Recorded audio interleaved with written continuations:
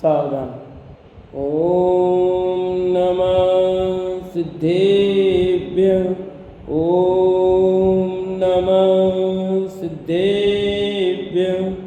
ओम नमः सिद्धेभ्यः। ओम जय जय जय। नमोस्तु नमोस्तु नमोस्तु। नमो अर्यन्ताणं नमो सिद्धाणं नमो ऐरियाणं नमो वज्रायणं नमो लोये सवसाणं।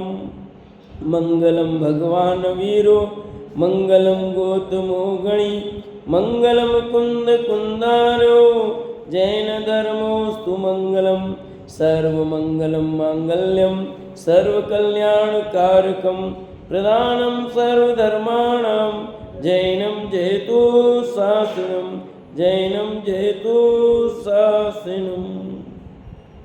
जम जस जम्मि देशे जैन विहाणेन जम्मिकालम्मि नादं जिनेन नियदं जम्मं वा मरणं वा तमतस तम्मि देशे तेन विहाणेन तम्मिकालम्मि कोशक दिवारेदुम इंदु वा तजनिंदु वा। बोले जिनवाणी मात की जय। बोले सरस्वती मात की जय। शलाका पुरुष ग्रंथ और अपनी चर्चा चल रही है। यहाँ पर भगवान पद्म प्रभु के दीक्षा कल्याण का प्रसंग आ गया है। जन्म कल्याणक गर्भ कल्याणक हो गया और दीक्षा की तैयारी हो गई है। वैराग्य को उन्मुख हो गए हैं।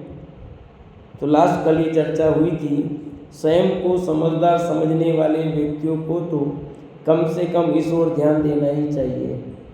उसके आगे का प्रसंग, इस प्रकार संसार शरीर और भोगों से विरक्त महाराजा पद्म प्रभु के समाचार ज्ञात कर लोकांतिक देव उनके इन कल्याणकारी विचारों की अनुमोदना हेतु आए। ठीक है, इनको वैराग्य हो गया तो लोकांतिक देव आ गए अनुमोदना करने के लिए।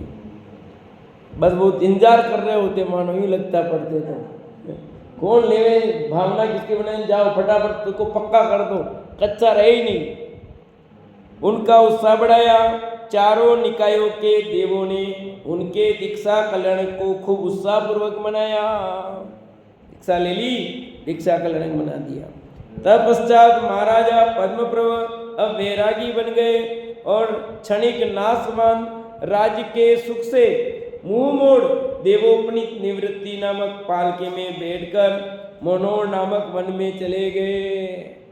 ठीक है, देव आ गए सब और उनको निवृत्ति नामक जो पालकी थी, ठीक है, उस निवृत्ति नामक पालकी में बिठा करके वन की ओर ले गए। वहाँ जाकर वे स्वयं दीक्षित होते हैं। उनका कोई गुरु नहीं होता है। तीर्थंकरों के कोई गुरु नहीं होता, वे किसी से दीक्षा नहीं लेते, स्वयं ही दीक्षित होते हैं। दीक्षा लेते ही उन्हें मन प्रज्ञान हो गया और जैसे दीक्षा लेते हैं ध्यान में बैठते हैं और उन्हें मन प्रज्ञान हो जाता है। दूसरे दिन आहारचर्या के लिए वर्धमान नामक नगर में गए। दूसरे दिन आहार के लिए उतरते हैं, कोई 2 दिन बाद, कोई 3 दिन, जिसके जैसा होता है। राजा सोमदत्त ने उनका विधि पूर्वक पड़गान करारदान दिया। किसने आरदान दिया? पहला सोमदत्त। जो भी आर देता है तीर्थंकर के जी को, उसका मोक्ष की गारंटी होगी। राजा की विशिष्ट भक्ति से दिए आहार के फलस्वरूप पंचाचार्य हुए और जहाँ भी आहार लेते हैं वहाँ 5 प्रकार के आश्चर्य होते हैं सारे। तदंतर मुनिराज पद्म प्रभु ने गुप्ती, समिति, धर्म, अनुप्रेक्षा, परिसेजय तथा चारित्र द्वारा, कर्मों का संवर और तप के द्वारा निर्जरा करते हुए 6 माह छद्मस्त अवस्था में मौन पूर्वक बिताए। कितने महीने? मात्र 6 महीने। 6 महीने तक मुनिराज रहे बस, और 6 महीना क्या रहे, मौन रहे। दीक्षा लेने के बाद कोई भी तीर्थंकर का जीव बोलता नहीं है। तत्पश्चात छपक श्रेणी पर आरोहण कर उन्होंने 4 घाती कर्मों का नाश कर केवल ज्ञान प्राप्त कर लिया। ये लो, हो गया, दीक्षा कल्याणक भी हो गया और मोक्ष कल्याणक भी हो गया। 6 महीने निपट गए इतनी देर में, 5 मिनट में 6 महीने निपट गए। अब इसी को एक किताब लिखी जा सकती है, जो आपको 5 मिनट सुने, इतना सब छोड़ दिया है। इन सब पर विस्तार से वर्णन करें तो पूरी एक किताब है, 50 रुपये की किताब हो जाए। पर यहाँ सब गौण करके मूल खास बात को बता दिया भैया। अब छपक श्रेणी क्या है, ठीक है। 4 घातिया कर्म कौन से हैं? ज्ञानावणी, दशनावणी, मौनी और अंतराय। उसी समय इंद्रों ने आकर उनकी पूजा की और उनके समोसरण की रचना की कर दी। केवल ज्ञान हो गया तो समोसरण की रचना तैयार हो गई। एक जिज्ञासु के मन में प्रश्न उठा, अब द्विविधि खिरेगी तो प्रश्न उठना ही है। तो अभी तक कितने प्रश्न हो गए हैं, क्या क्या प्रश्नों के उत्तर हुए याद है? क्या क्या टॉपिक हो गए हैं? रात्रि भोजन हो गया, पानी छान, उसके पहले और हुआ है। इसके पहले क्या टॉपिक हुआ जितनाथ के प्रसंग में? हाँ, क्या हुआ था?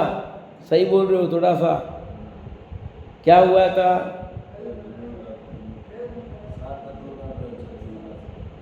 आत्मानुभूति की बात हुई ना।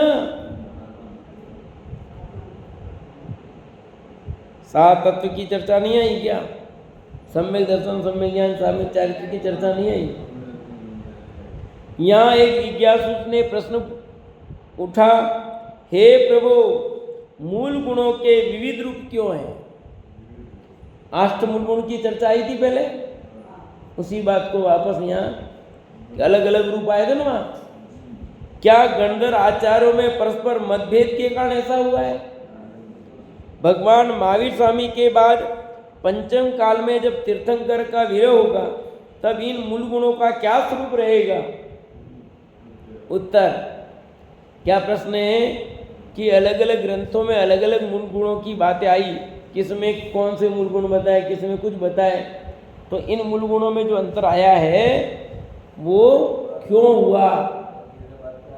क्या आपस में विवाद है, कुलपड़ा है, क्या है? जवाब, हे भव्य, तुम्हारा प्रश्न अति उत्तम है। कौन कह रहा है? बोलो, कौन कह रहा है? पीछे ललित जी, कौन उत्तर दे रहा है? पद्म प्रभु भगवान तीर्थंकर केवली की द्विविधि से उत्तर आ रहा है।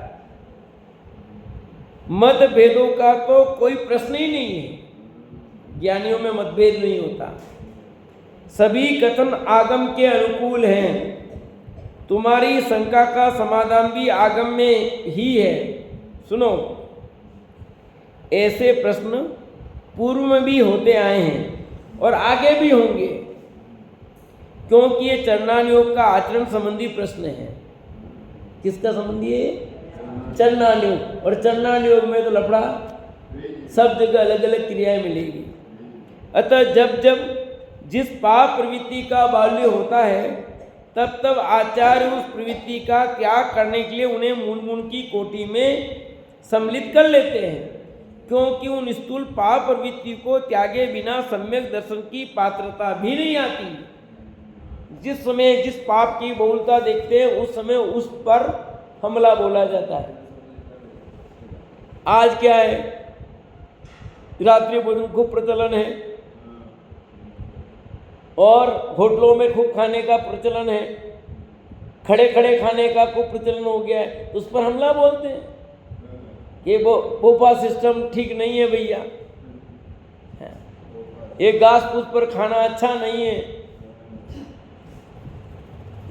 जिस समय जिस पाप की बोलता देखते हैं, फिर शराब की बोतलें,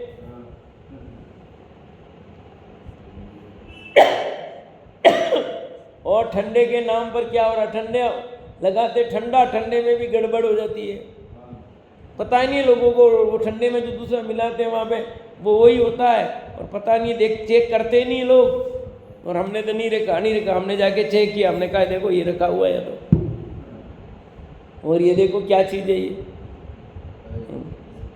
गोल्ड स्पॉट थम्सअप लिम्का ही पीने लायक नहीं है, कोई ठंडे पीने लायक नहीं है, फिर दूसरा और उसके साथ, ये सब अशुद्ध पदार्थ है भैया, कोई पीने लायक नहीं है। रखना है तो प्योर शुद्ध जूस रख लो, मौसम्बी का, एप्पल का, उसमें कोई मिलाने का मत रखो, पर उसमें भी सब, इसलिए आप लोग जूस के नाम पर पीने मत चले जाना, ध्यान रखना। कई लोग होते हैं सोच वाले, फिर उधर जाते हैं और वहाँ पर वो जूस है, और जूस के साथ में कुछ मिला रहे हो तो मत पीना, नहीं गड़बड़ है या। हाँ, ये आप लोगों को मैं बता देता हूँ।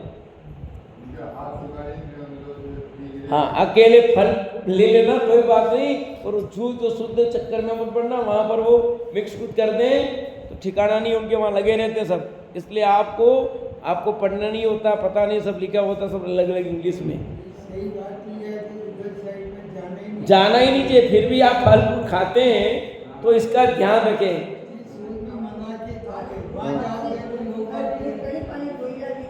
हाँ, सब गड़बड़ी है, इसलिए सचमुच तो खाना ही नहीं चाहिए, और वैसा सोच भी अब खाने लायक नहीं रहेगी, ऐसी बात स्थिति होगी। हाँ, तो देखो क्या कहते हैं,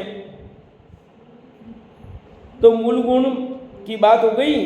विक्रम की दूसरी सदी से 19वीं सदी तक जिनागम में जो विविध रूपों में अष्टमूल गुणों की चर्चा होगी, उनमें से पुरुषार्थ सिद्धि उपाय और रत्नकण सावकाचार में उल्लेखित मद्य, मांस, मधु व पंच उदम्बर फलों के त्याग तथा मद्य, मांस व मधु व 5 पापों के स्थूल त्याग रूप अष्टमूल गुण ही अधिक प्रचलित रहेंगे, क्योंकि जन साधारण में चरणानुयोग के ग्रंथों में दोनों ग्रंथ ही स्वाध्याय में पठन पाठन में रहेंगे ज्यादा। कौन सा? रत्नकण सावकाचार पुरुषार्थ सिद्धि उपाय। दूसरे जहाँ हिंसा के त्याग के नियम ले लिया गया हो, वहाँ कोई हिंसा के आयतन, रात्रि भोजन, अंचना, जल आदि का उपयोग भी कैसे कर सकता है बताओ। अतः अन्य मनुष्यों द्वारा प्रतिपादित विविध मूल गुण भी इन्हीं में अंतर्गर्भित है और आगे भी होते रहेंगे, इस कारण शेष अचर्चित रह जाएंगे। ठीक है, क्योंकि सब उसमें शामिल हो गया तो अलग से कहने की जरूरत नहीं है। और जहाँ अलग का है तो उसकी मुख्यता देख करके उसमें का है, जिस समय जिस प्रकार की पाप प्रवृत्ति की बाहुल्यता होती है उस समय उस चीज को शामिल किया। जैसे 5 उदम्बर फल, तो जिस समय बोलेगा उस समय विशेष बहुलता होगी। आज इतनी को बहुलता भी नहीं दिखती है 5 उदम्बर फलों की, और जानते भी नहीं कई लोग तो 5 उदम्बर फल क्या है। बड़ का फल, पीपल का फल, कुटुम्बर, गुलर, पागर, अब क्या है इनके बड़ को तो और भी जानते पीपल, बाकी 3 को तो जानते भी नहीं क्या है। पर उस समय उसका प्रयोग, जैसे अंजीर का प्रयोग आजकल बहुत करते हैं, वो बक्स ही है, ये 5 में ही आता है इसमें आपका। ठीक है ना, तो ये अंजीर उसमें ही आता है, 5 उदम्बर फलों में ही आता है, और बहुत लोग खाते हैं, उनको पता ही नहीं है। तो ये चीजें ध्यान नहीं रहता। बड़ का फल कोई नहीं खाता दिखता है, पर वो औषधि के रूप में कहीं आ जाता है, काम का पता नहीं है। अब पीपल के फल कौन खाता? कोई नहीं खाता है, कोई जानता भी नहीं है, पर उसका उपयोग औषधि के रूप में होता है। ठीक है ना, इन सब औषधि के रूप में होता है। तो उस समय सीधे लेते होंगे, आजकल आयुर्वेद दवाई उस रूप में चले जाते हैं, पर ऐसे सीधे उपयोग में लेते होंगे बहुत ज़्यादा, तो उन्होंने ही लिख दिया। आलू बुखारा नाम है, वो लाल जो लाल होते हैं वो भक्ष है, अभक्ष नहीं है, वो तो भक्ष है। और दूसरा एक नियम दे दिया, सुनो, अज्ञात फल अभक्ष के खाते में डाल दिया। सुनो, एक आचार्य देव ने एक शब्द डाला, अज्ञात फल, वो भक्ष है अभक्ष आपको पता ही नहीं तो नहीं खाना, वो अज्ञात फल में अभक्ष हो गया आपका। जिसके बारे में पूरी जानकारी नहीं है वो फल आपको खाना ही नहीं चाहिए। और आप देखो उसका प्रमाण देता हूँ जो खा लेते हैं। ये मंदिर नहीं बना, इसके पहले यहाँ पर वो थे, वो क्या कहते हैं, पहले बीज खा लिए थे बच्चों ने हमारे, तीर्थंकर ने, सब ने। यहाँ नाम ही भूल गया, वो बाढ़ के रूप में लगाते थे, अब तो भूल गया। रतन जोत, रतन जोत, रतन जोत, रतन जोत। तो ये यहाँ सब, यहाँ ये रतन जोत लगे हुए थे पूरे कांटे के रूप में बाड़ी, और इन छोरों ने खा लिए फल के रूप में। अब खा लिया तो गड़बड़ हो गया, फिर हॉस्पिटल ले के भर्ती के, बच गए, ठीक है। तो इसलिए कि वो अज्ञात फल था और उन्होंने खा लिए वो छोरों ने, और फिर वो गड़बड़ होगी, फिर ले जाके भर्ती करना पड़ा हॉस्पिटल में। तो समझे, रतन जोत यूं लाभकारी, पर वो खाने लायक नहीं है ऐसे। तो अज्ञात फल है ना, जो फल आप जानते नहीं वो क्या कर लेगा। फल लगता है बेर जैसा लगता है, पर वो आप खाते मर जाओगे आप, ठीक है। एक टिंडोरी जैसा वो फल दिखते, वो टिंडोरी नहीं है, वो आपकी गड़बड़ कर देगा। यहाँ लगते हैं ना सारे,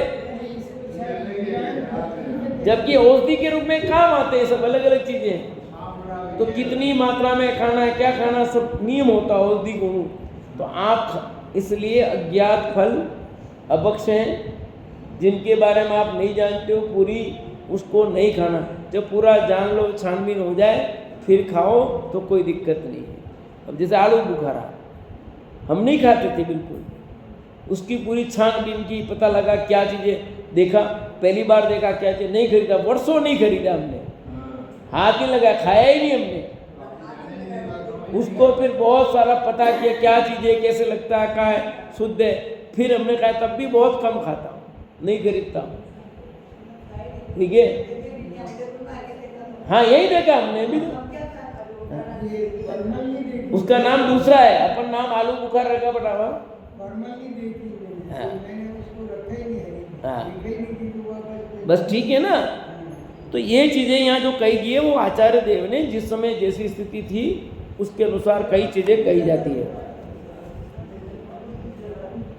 देखो भाई आगे, पुराण साहित्य में सर्वाधिक पढ़े जाने वाले पद्म पुराण, महापुराण एवं हरिवंश पुराणों में आगत श्रावकाचार के प्रकरण में अष्टमूल गुणों की जो चर्चा होगी, वहाँ भी देश काल की परिस्थितियों के अनुसार मद्य, मांस, मधु के साथ जुआ, रात्रि भोजन, वेश्या संगम, परिस्त्री रमण के त्याग को अष्टमूल गुणों में विशेष रूप से उल्लेख किया जाएगा। क्यों?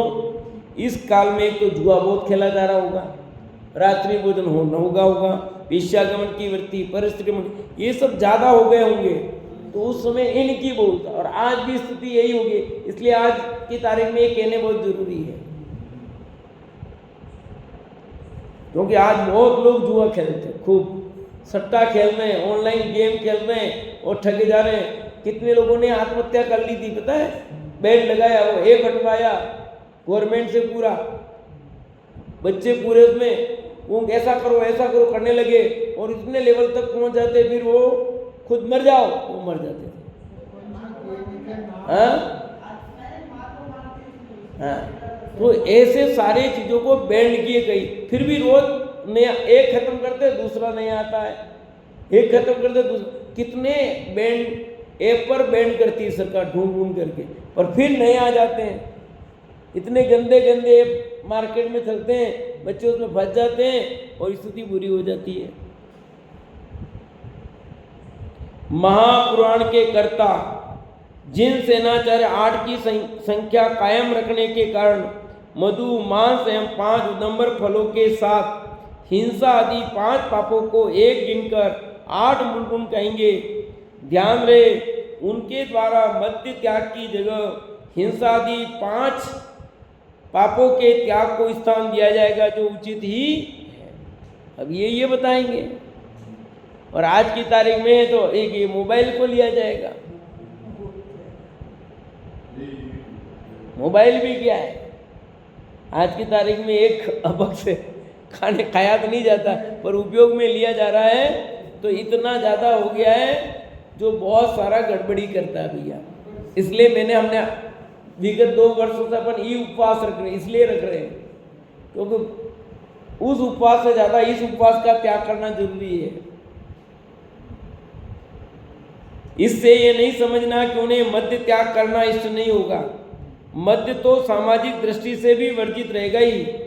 अतः मद्य के कथन को गौण करके उसके स्थान पर पापों के त्याग को मुख्य किया है और किया जाता रहेगा।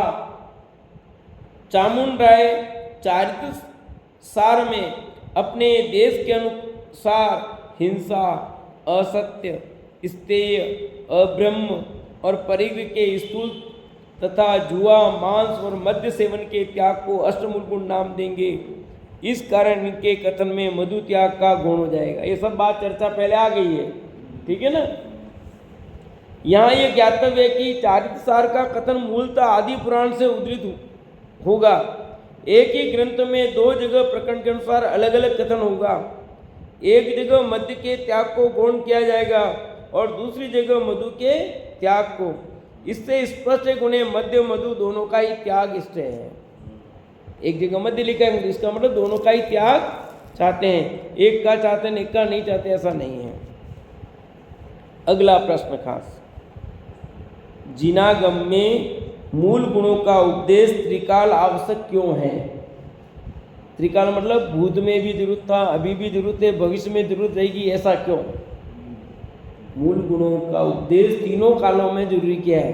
तीनों काल में प्रासंगिक है। यूँ भूत में भी था, वर्तमान में भी प्रासंगिक है और भविष्य में भी प्रासंगिक रहेगा, ऐसा क्यों? उत्तर देखो, जिस पात्रता के बिना धर्म का प्रारंभ ही संभव न हो, वह पात्रता तो आत्म कल्याण चाहने वाले को प्राप्त करना ही होगी। उसमें किसी भी काल में छूट नहीं मिल सकती।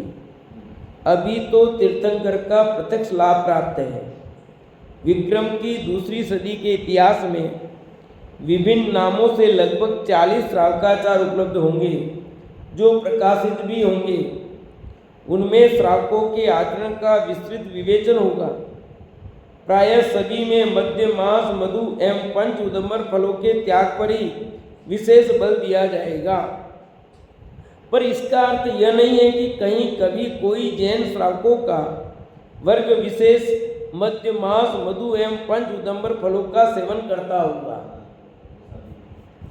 क्या इसका अर्थ ये नहीं लगेगा जिस समय जैसी बहुलता देखी पूर्ण लोगों की, उस समय वह चर्चा की गई है। सिर्फ एक कौन सारी समग्रता की बात चलती है। इसमें आवश्यकता आविष्कार की जननी एक नीम ये भी है।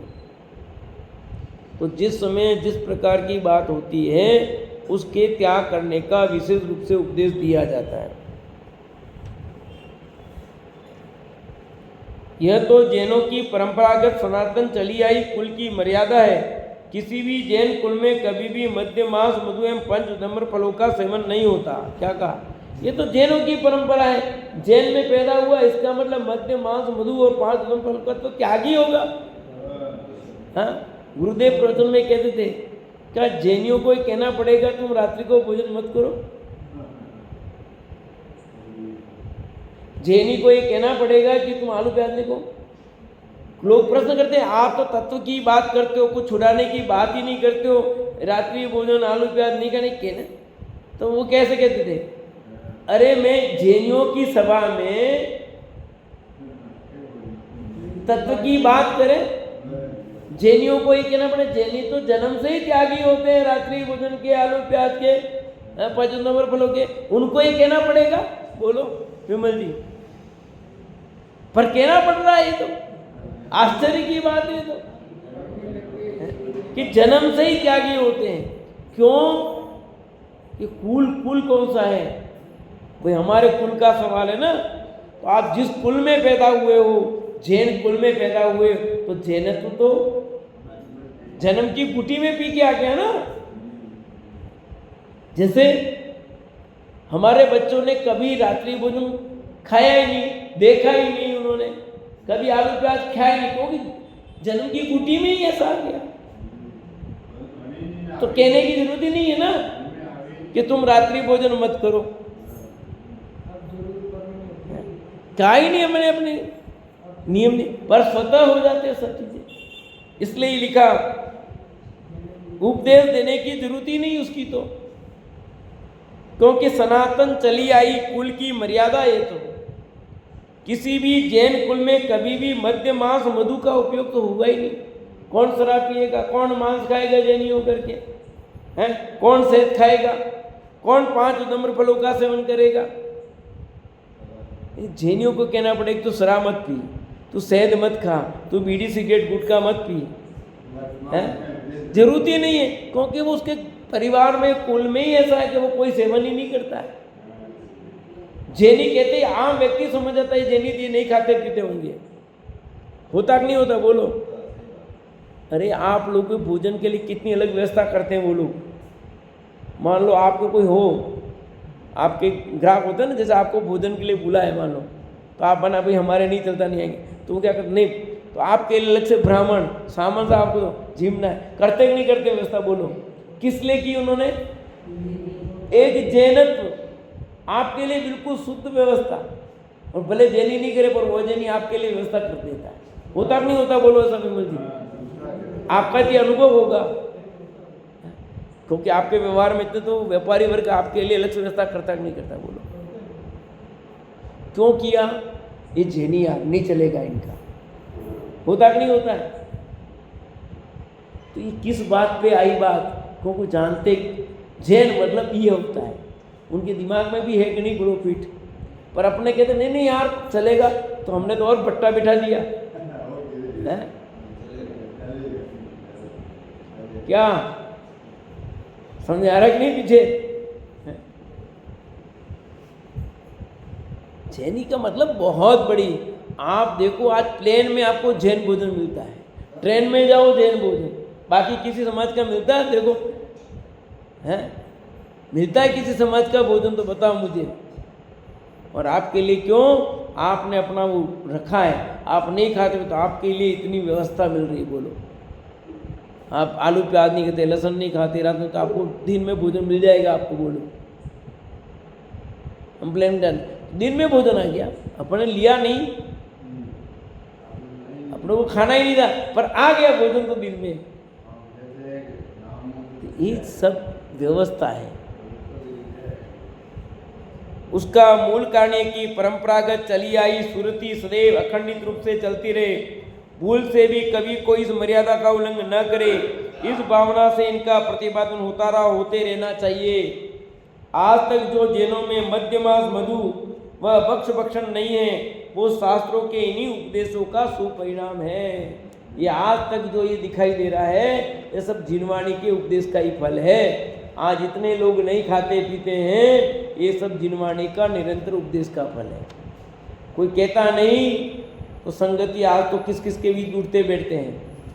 पहले तो मोहल्ले के मोहल्ले अलग होते थे, क्या जैनियों का मोहल्ला, मेघवालों का मोहल्ला, सबका मोहल्ला अलग होते थे, पर आज वो नहीं रही। आज तो सब एक जगह फ्लैट में देखो तो 50 जाति के लोग उसमें रहते हैं। सब फिर उठना बैठना, बच्चे आपके जाएंगे खेलेंगे करेंगे तो क्या क्या होता बोलो।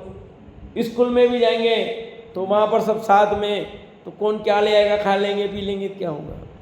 पर संस्कार मजबूत होंगे तो वो रहेगा, नहीं तो रहेगा ही नहीं आपका। पहले अपने नौरे में कभी रात को खाना चला देखा आपने? हैं? सूर्यास्त के पहले क्या सब बंद समेटा जाता था?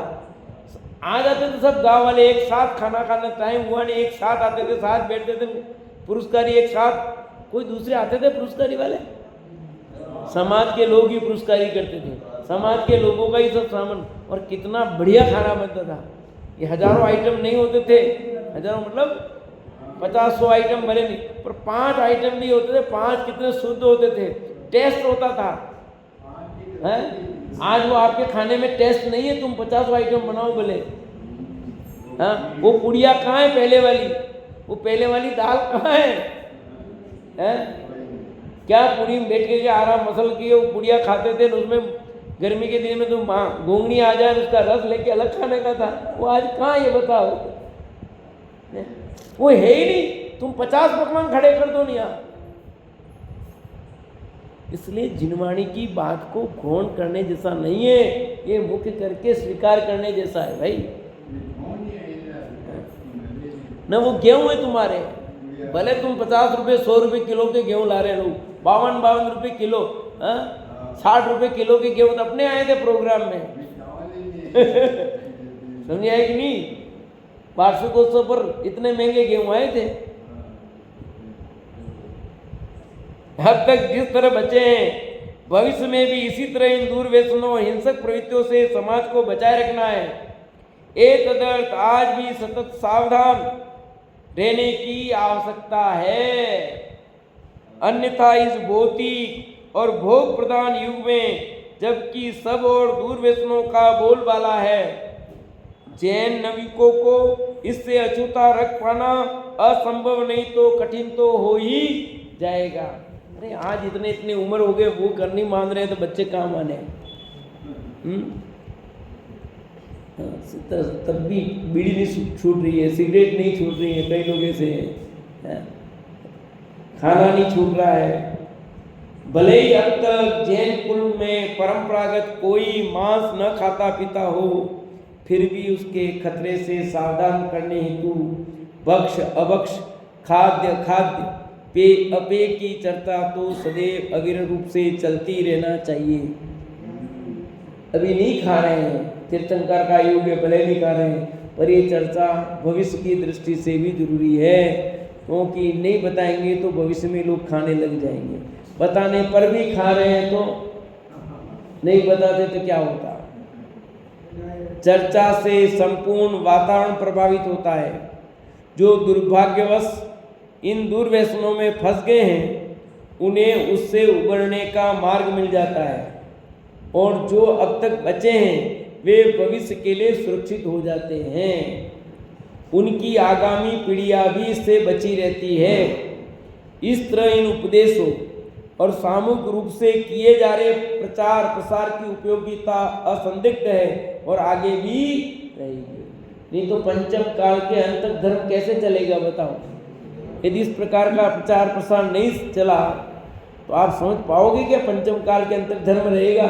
जबकि आया ज्ञान में पंचम काल के अंत तक जिन धर्म रहेगा, तो कैसे रहेगा? ऐसे ही जिनवाणी के उपदेश से ऐसे जिन धर्म का प्रचार करने वाले लोग होंगे जिनको ये बात दिमाग में आएगी कि नहीं, ये सच्ची बात चलती रहनी चाहिए,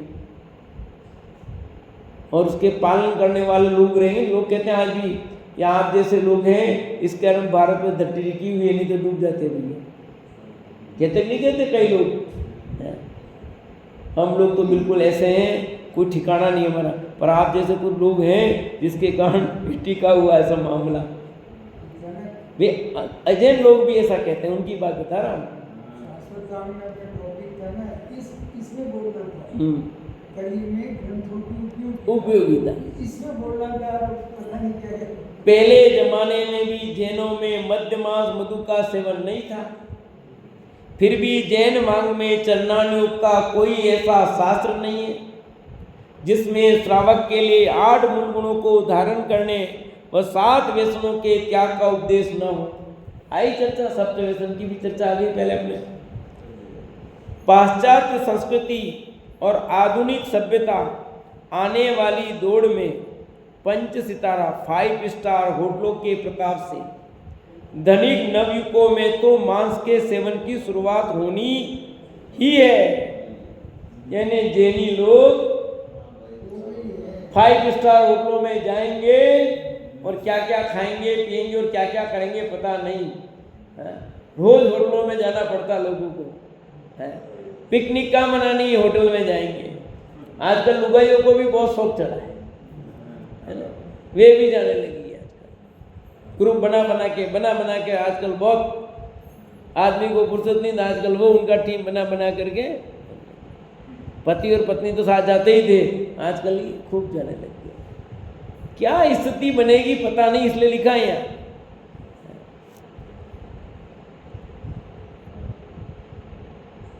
प्रताप धनिक नाविकों में तो मांस के सेवन की शुरुआत होनी ही है।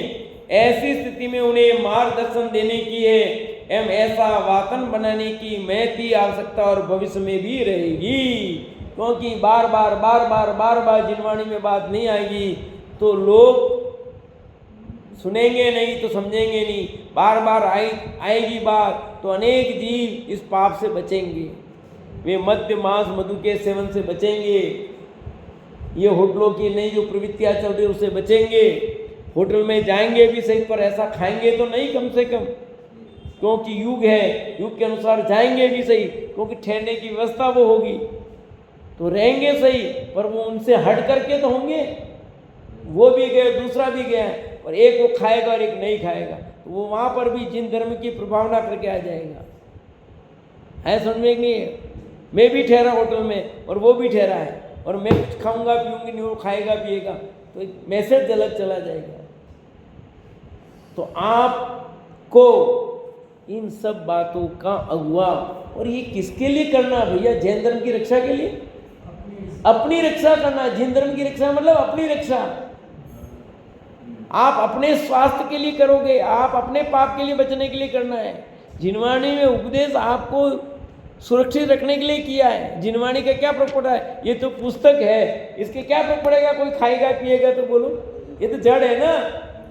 विमल जी क्या पीछे जिया जी, ये पुस्तक तो जड़ है, इसके क्या फर्क पड़ता है? आपने पढ़ा इसमें और आपने कोई नियम नहीं लिया, कुछ नहीं किया, तो इसके क्या फर्क पड़ेगा? ये तो पुद्गल प्रमाण है, कुछ नहीं होना है। आपके फर्क पड़ेगा। आपने नहीं छोड़ा, खाया पिया जो गलत नहीं छोड़ा, तो आपका स्वास्थ्य प्रतिकूल होगा, और आपका स्वास्थ्य प्रतिकूल होगा तो आप बीमार होंगे। और आप पाप का बंद करोगे, पाप का बंद करोगे तो अनेक खोटी गति, खोटी दशा मिलेगी। पाप का उदय कब कब कैसा आ रहा पता नहीं। आप देख रहे हो कि नहीं देख रहे हो? बोलो अपने जीवन में कौन सा कैसा पाप किया होगा मैंने, पता ही नहीं। और उदय में आता है तो फल भोगते हैं, फिर कहते हैं ऐसा क्या हो गया, ऐसा क्या हो गया। कुछ किया भी अगर नहीं मिला है, जो कुछ भी हुआ है, यदि एक फौंसी भी हुई है ना आपकी, तो बिना पाप के उदय से नहीं हुई है भैया। आँख आपकी चली गई, एक आँख चली गई, एक आँख ठीक है, वो एक आँख गई है ना, वो आपने कुछ न कुछ ऐसा किया तब गई, ऐसे नहीं गई है। आपके चश्मा लग गया तो ऐसे नहीं लगा ये, क्या इतनी उम्र में चश्मा लग गया हमारे, तो ये चश्मा ऐसे नहीं लगा है। तो ये भी हाँ बिल्कुल, चश्मा कोई पुण्य के उदय से नहीं लगता है चश्मा पुण्य के उदय से नहीं लगता है। हाँ, क्योंकि आपके नेत्रों में विकार रोग पैदा हुआ ना, तो नेत्र में रोग पैदा होना पुण्य का उदय, पाप का उदय।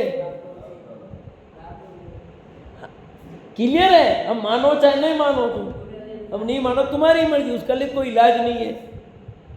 आपके कान में दर्द हुआ है, ऐसे नहीं हुआ है। आपके कान में पीप निकल रहे हैं तो ऐसे नहीं निकल रहे हैं। आपके कच्ची उम्र में बाल सफेद हो गए तो ऐसे नहीं हुए। वो जैसा जैसे परिणाम किए थे, जैसे जैसे वो सब उसका फल है। घर के परिवार का सदस्य कौन कैसा मिला, आपने जैसे परिणाम के उनके अनुसार हुआ। बिल्कुल आपको क्लियर होना चाहिए। अनुकूलता मिली है, आपको पैसा मिला है तो ऐसे नहीं मिला है, आपने कुछ अनुकूलता का कार्य किया तब पैसा मिला है।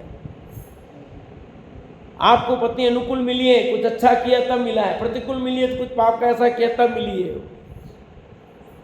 जो भी जिसने जैसा किया, अच्छा किया तो अच्छा मिला है, बुरा किया तो बुरा। जैसा जैसा अच्छा बुरा किया सब मिक्स है ना, उसके अनुसार सब मिक्स चल रहा है। ये जी जिनवाणी की बातें एक एक सच्ची है, प्रमाणिक है। सोचो, सुनो, विचार करो। दौलत राम जी कहते हैं, दोल समझ सुन चेत सयाने, काल वृता मत खोवे, यह नर भव मिलन कठिन है, जो सम्यक नहीं। ये मनुष्य पर्याय मिलना कठिन है दोबारा। ये भव मिला मनुष्य पर्याय, इसमें कुछ कर ले भैया, नहीं तो फिर कहीं अकड़ जाएगा, कोई पता नहीं है।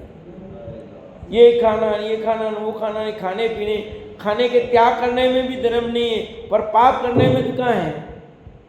तो चरणान योग भी, क्योंकि आप धर्म तभी कर पाओगे जब आपका बाह्य आचरण अनुकूल होगा। जिसका आचरण ही प्रतिकूल हो वो कहाँ से करेगा बताओ।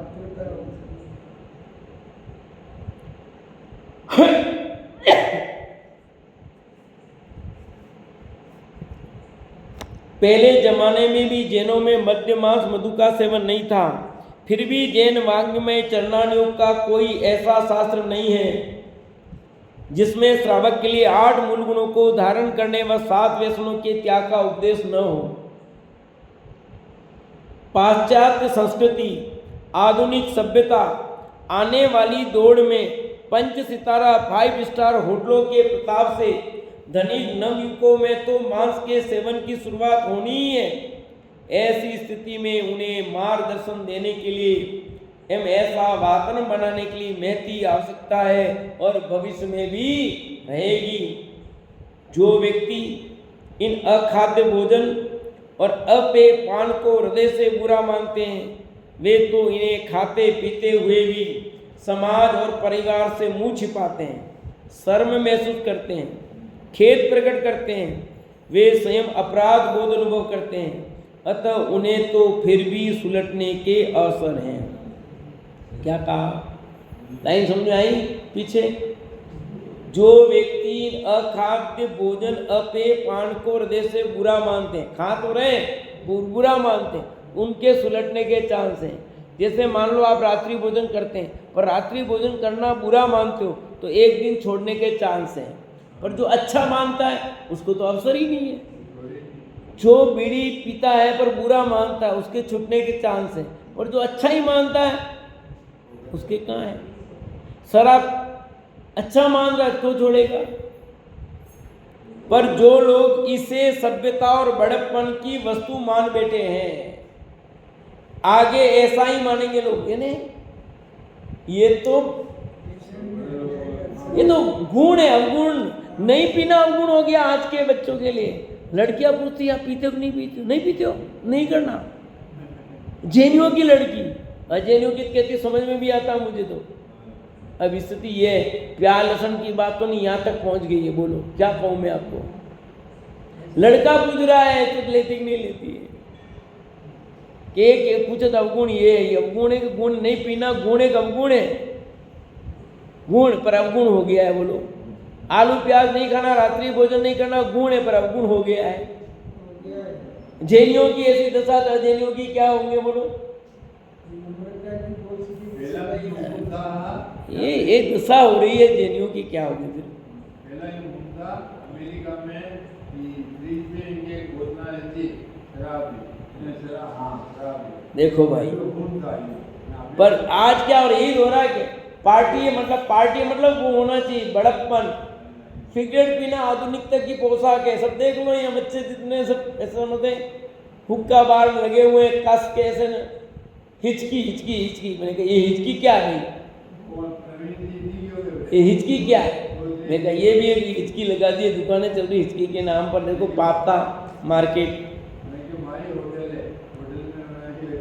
इसे सभ्यता और बड़े और पढ़े लिखे होने का मापदंड समझ बैठेंगे लोग। उनकी स्थिति चिंतनीय रहेगी। ऐसे लोगों को मद्य मांस आदि के सेवन से होने वाली हानियों का यथार्थ ज्ञान हो, उनके हृदय में करुणा की भावना जगे, उनमें मानवीय गुणों का विकास हो, वे सदाचारी बने। एक तदर्थ भी इसकी सतत चर्चा आवश्यक रहेगी, अनिवार्य रहेगी। शेष प्रश्न चर्चा आगे अपन करेंगे, अभी समय हो गया।